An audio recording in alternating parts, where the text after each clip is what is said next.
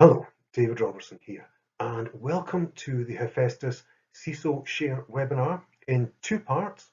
This is the first part. It's a ransomware study, and it relates to examples and context of a fairly nasty attack style, which is a RYUK style attack, similar to one which has already been encountered in Scotland in higher and further education. So, without any further ado, please enjoy.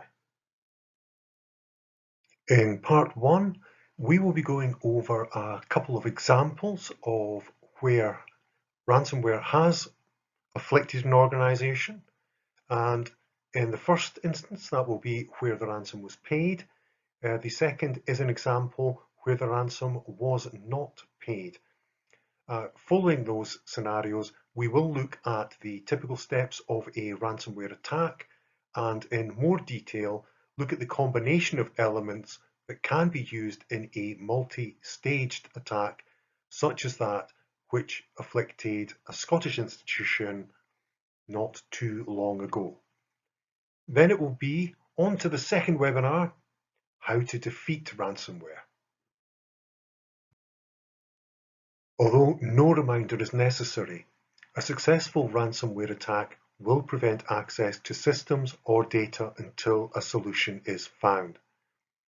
If systems are delivering critical services, this can have serious reputational, financial, and safety impact on affected colleges and universities, their staff, students, and research. Even if the target has a recent backup of their system, it may still take considerable time to restore normal operations. During this time, organizations may have to invoke their business continuity processes. According to McAfee, ransomware attacks grew by 118% in 2019.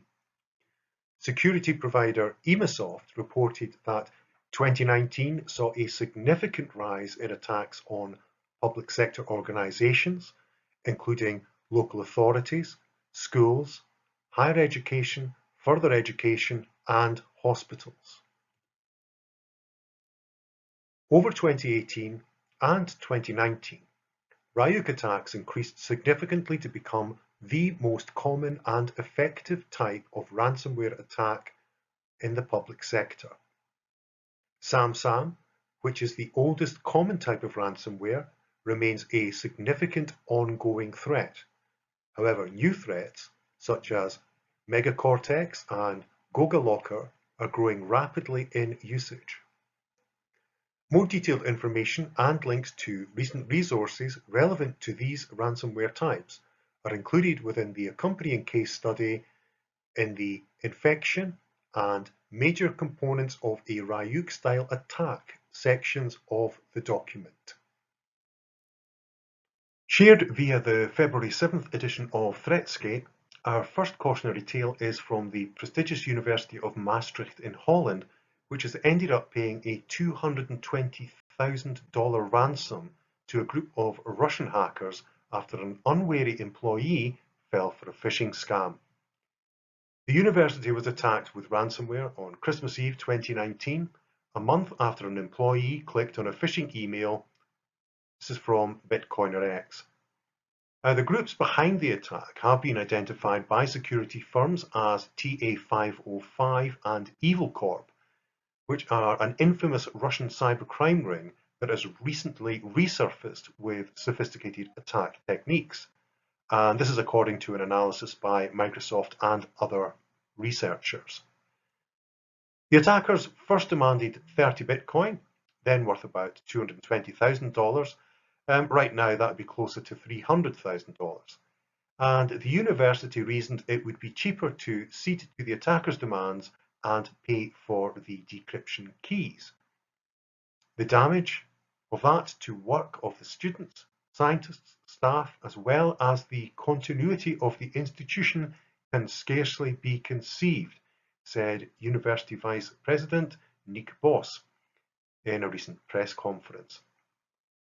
Now, while ceding to attackers' demands presents serious moral and ethical dilemmas, There are some cases in which the scales are heavily tipped in a single direction, especially if the means to recover from such an attack are not available to the targeted organization.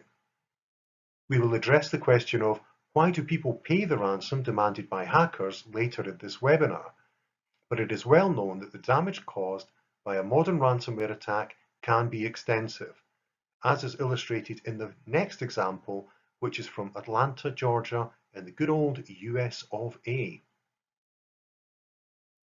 In March 2018, Atlanta's connected systems citywide were hit with a ransomware message locking their respective files and demanding an approximately £50,000 payment in Bitcoin. The ransomware is believed to be from the group known as SamSam, which has been operating and executing similar attacks since at least 2015. More than 2 months after the cyber attack hobbled many of its critical municipal systems, the city of Atlanta was still sorting through the wreckage of what is believed to be the worst cyber attack targeting a US city to date. In the days following the March 22nd incident, Atlanta residents were unable to do simple city things like paying parking tickets or utility bills. City employees didn't get the all clear to turn on any of their computers until 5 days later, and many of the city's systems were not recovered at that early stage. There was also significant data loss. Atlanta's police chief disclosed that the cyber attack destroyed years' worth of police dashcam video footage. More than 2 months later, Atlanta were still experiencing difficulties and counting the cost. As Reuters reported, at least 1/3 of the 424 software programs that the city runs remained offline or partially inoperable. Almost 30% of those programs were deemed mission critical by the city, meaning that they control crucial city services like the court system and law enforcement.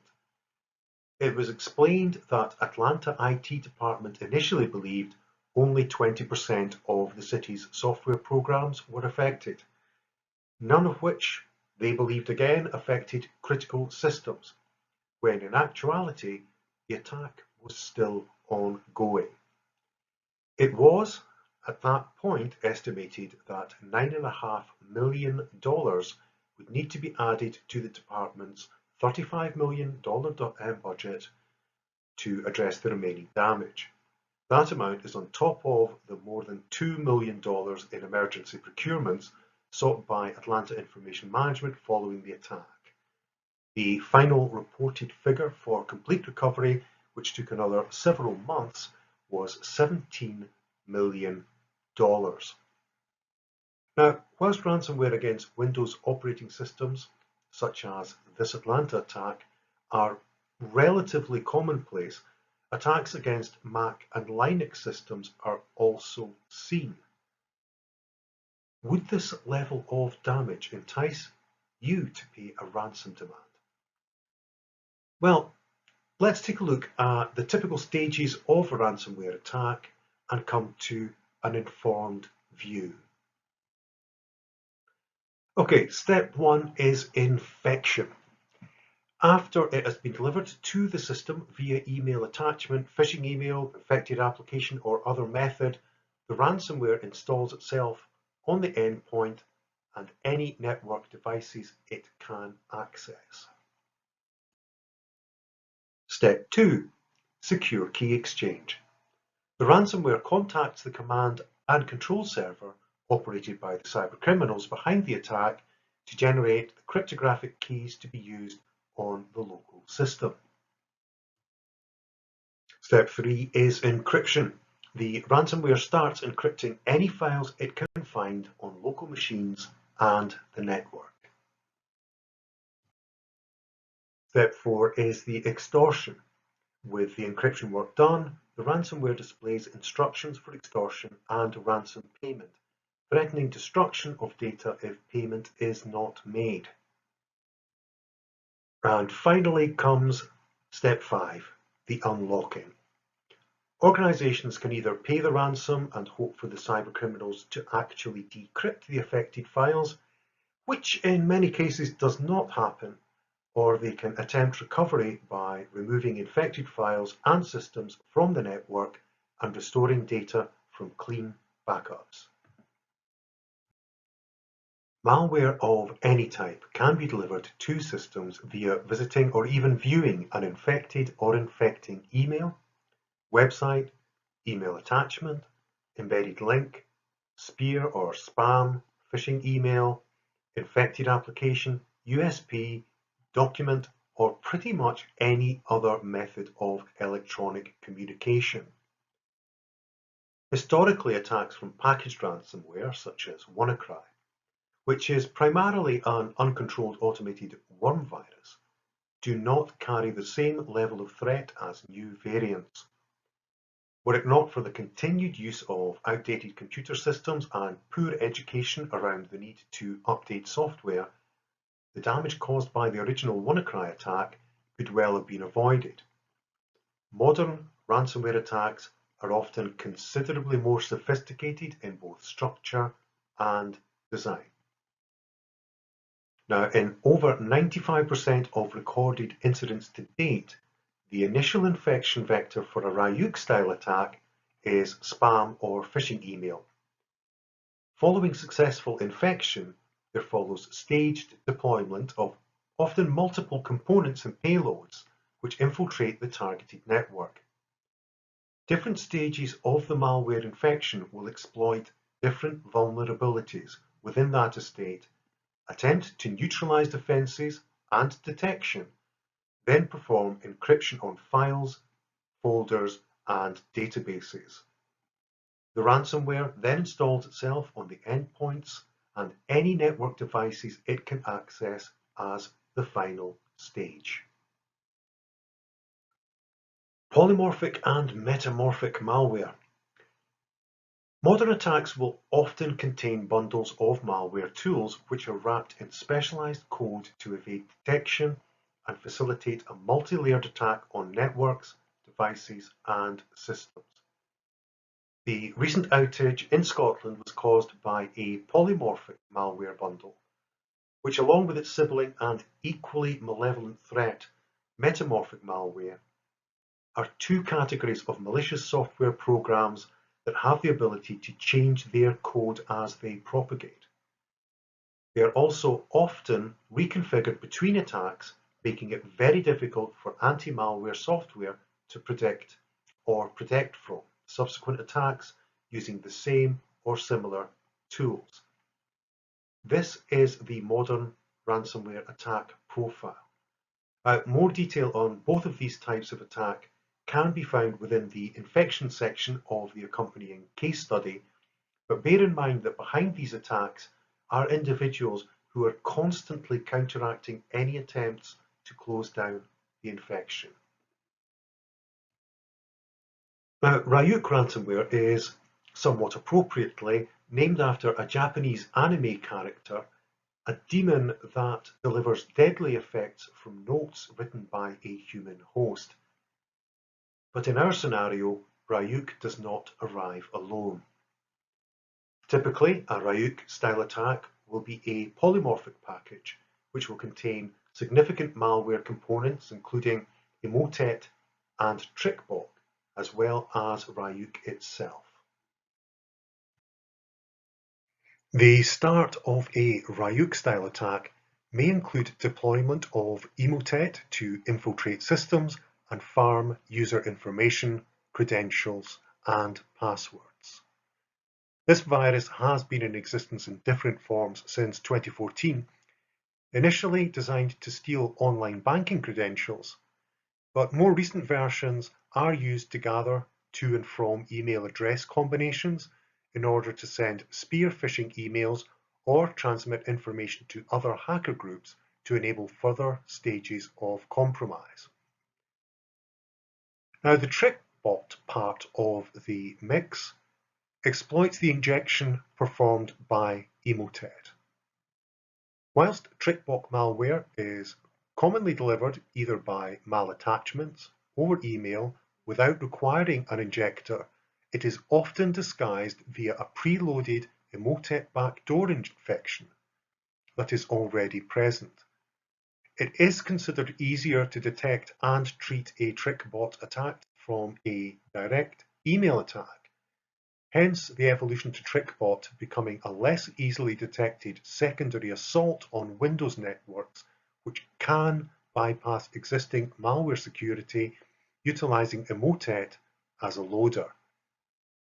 Individually, Emotet and TrickBot attacks are harmful enough, but in combination, they are much more dangerous. Following Emotet and TrickBot infection and compromise, RYUK performs the third part of the attack, which includes encryption of data and generating ransomware demands. There are two significant binary elements of RYUK. These are executable, which is ready to run, malicious programs. The first binary is a dropper, which installs a phantom file structure and generates malicious scripts. This is not commonly observed. And the second binary is the RYUK executable payload, which encrypts the files. Now, recovery of RYUK droppers is rare due to the RYUK executable payload deleting the dropper when it is executed. The ransom demand is then delivered to all affected devices. Since RYUK's reappearance in August, the threat actors operating it have netted over 705 Bitcoin across 52 transactions for a total current value of $3,700,900 US. This process is described in more detail, again within the accompanying case study. We've covered how modern ransomware techniques are used in combination to compromise, encrypt, and hijack networks and estates. We will now move on to how we can make steps to secure against ransomware and recover from an attack should it occur. Thanks for joining in. Thanks for listening. As always, HEFESTIS are always happy to answer questions or clarify any of the detail in this webinar. Please feel free to contact us as detailed above if we can be of any assistance. Goodbye for now and see you in part 2.